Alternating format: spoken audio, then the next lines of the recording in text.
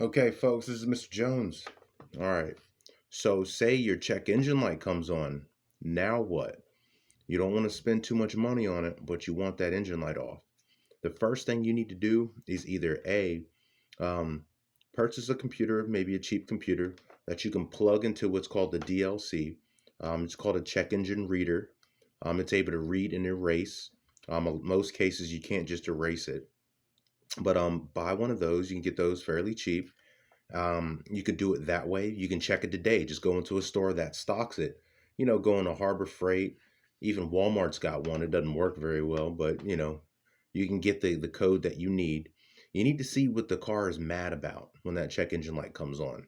And normally it's going to have something to do with emissions because that's what that check engine light really checks for, is anything that can mess with the emissions, which will mess with the drivability, the performance, gas mileage. So, in my opinion, if you're trying to save money and that check engine light comes on, you need to know why.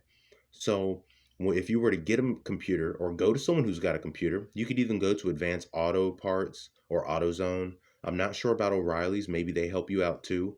But roll up at one of those places and say, "Hey, can you scan my car? The check engine light's on." Say it like that. They should know exactly what you mean. Okay. Um, so the first thing you need to know is what codes did it just set? So you need to plug something in and you need to write those codes down. Okay. You need to know how many codes there are. And maybe the check engine light has had a few codes in it for a while and a few things might pop up. But you want to write each one of those codes down. Okay. Um, Transmission codes start with a particular letter number. Um, Normally, the normal codes that you're going to get, P0420, that's a code that people get all the time, talking about catalytic converters inefficient, P0300, stuff like that. But it's going to be P0 something something something. So just get a pen and paper or text it to yourself, write it down on your phone, whatever, jot it down on your phone, okay? But you need to know why that code's on, right? Now, the reason why you need to know that is so that when someone goes to sell you something, it makes sense. So, say just one code pops up, you can type that code into Google, and Google's going to give you a general idea of what it can be. Simplest thing you can do. I'd suggest doing that. So once you know that and you start bringing your car to a shop and things like that, someone shouldn't be trying to sell you on things that have nothing to do with the code. That's what I'm getting at.